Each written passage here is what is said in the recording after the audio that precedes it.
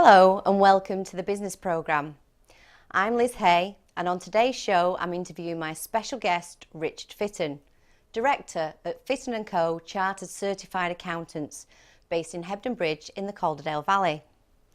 Fitton Co are a husband and wife-led partner practice who've been established 6 years. They are finalists for Best Small Partner Practice in the National Practice Excellence Awards 2018 and they're a Sage 1 Gold Partner.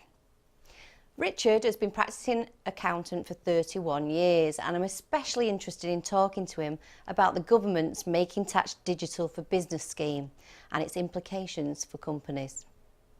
Hi Richard and welcome to the programme. Thanks for inviting me, Liz.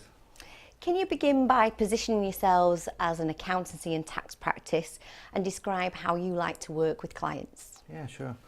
We like to think of ourselves as the accountants with the tech. Hopefully that's how we're perceived by our clients, and we like to be able to use that technology to give better, more timely advice for our clients.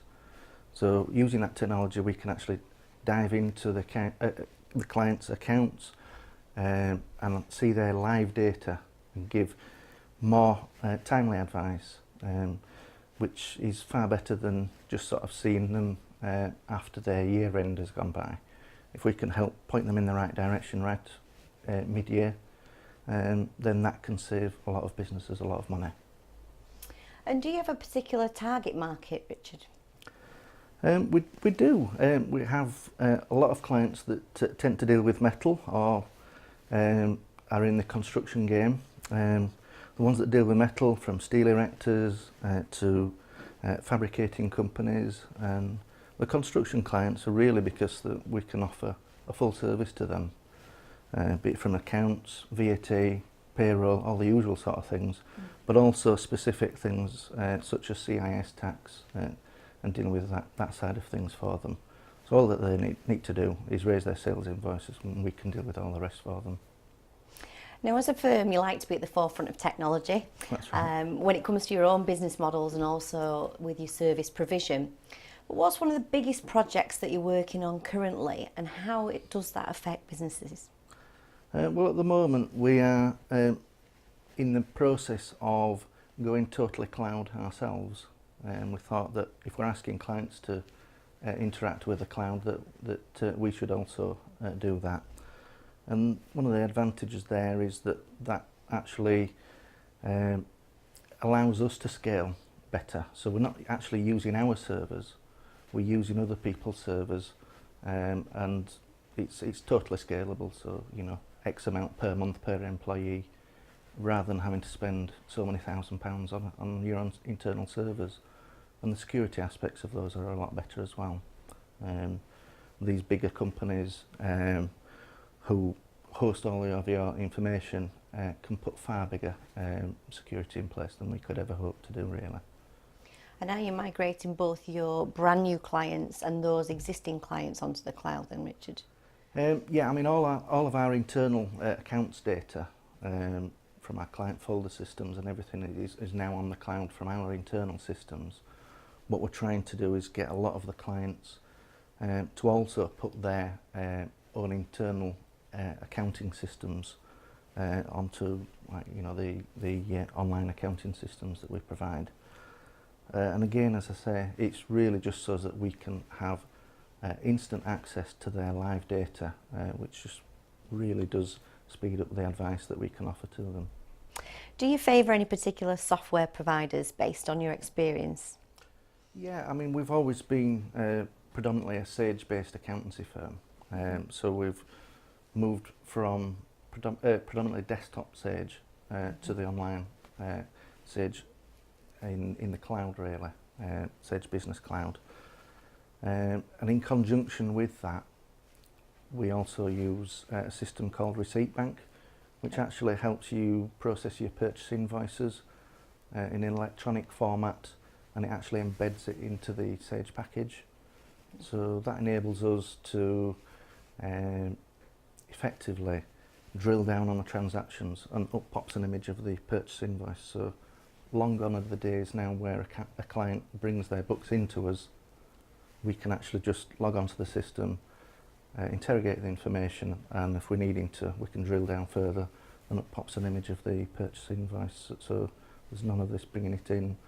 And it also enables us to work with clients further afield as well. So we've got several clients over in London. Now that they don't have to bring the books into us, we can utilise that software to gain an advantage there and help other clients. So huge advantages to going digital then. Definitely. And what's the government's principle behind making tax digital? What's the idea? Chiefly, it's to make the taxpayer more aware of what their tax liabilities are going to be on an ongoing basis.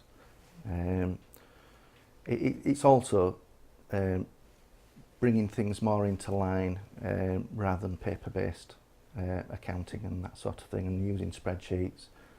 That sort of thing's going to go out the window to a great degree, because you can't any longer going forwards just enter the nine set of numbers for VAT returns directly onto HMRC's site for businesses that are over the VAT threshold.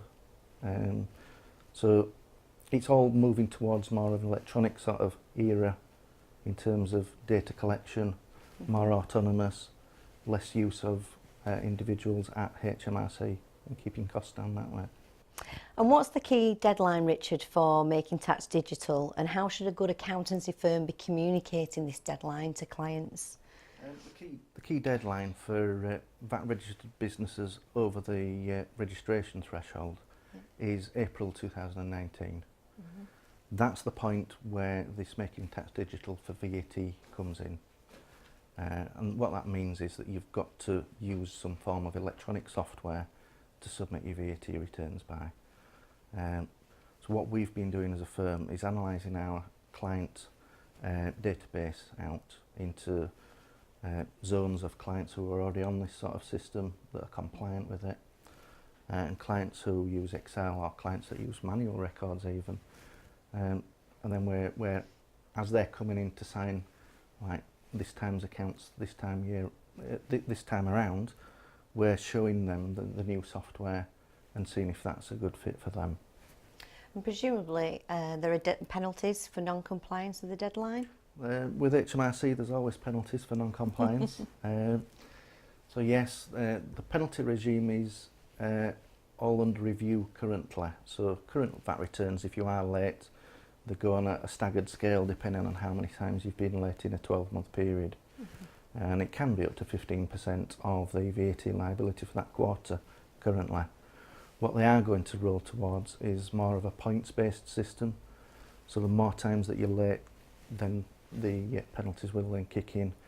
But they're trying to make it so that all of the taxes are all on a broadly similar penalty basis. VAT's out there on its own, which is totally different penalty system to like self-assessment tax returns and corporation tax and etc. So it depends which tax that you might be late submitting or paying as to what penalty regime that you're on currently, and they're trying to align all of that up. And you've mentioned the cloud today. Can you explain the term cloud accounting for us and how important this is for businesses? Yeah, sure. Cloud accounting really is just piggybacking on someone else's server. There's no magical cloud out there with all the data on. It's just purely using somebody's infinitely better, quicker, more secure IT infrastructure, rather than having to fork out for a full server system within your own office system. And as I say, it can be a few tenors per month per employee, so it is really easily scalable. Whereas if you suddenly doubled your practice, you might have to consider replacing all the servers because they're not big enough. So that's the beauty of it. And then if you go into really in depth on it, if you go away from PCs totally onto what you call a thin client, which is more of a smaller device to get you onto the internet, then ultimately the actual processes of using the processes will all be actually processed at the hosting site's address. So it's their site that's going to be absorbing all of the power. So your computers in your own office at the moment currently consume a fair bit more power than what these thin clients will do. So it will ultimately bring your own electric bill down as well. So far more efficient in many ways. Yeah, definitely. And finally, Richard, if anyone is running a business and they're concerned that they're not getting enough information from their accountant about making tax digital, or indeed the benefits of cloud accountancy for them, what can they do to improve the service that they're receiving? Well, first of all, I think first step is give your own accountant a fair chance and ask them about it.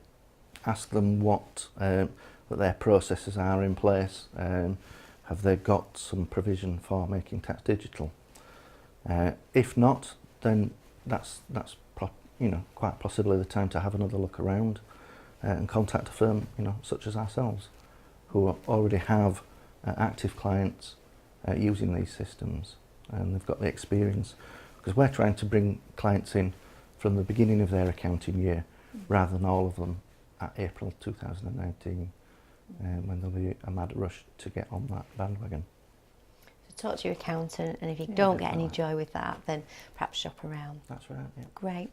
Well, thanks, Richard. It's been a pleasure to have you on the show, and I want to wish you the very best as well with the Practice Excellence Awards later this month. Yeah, that's great. Well, thanks for having me. Thank you.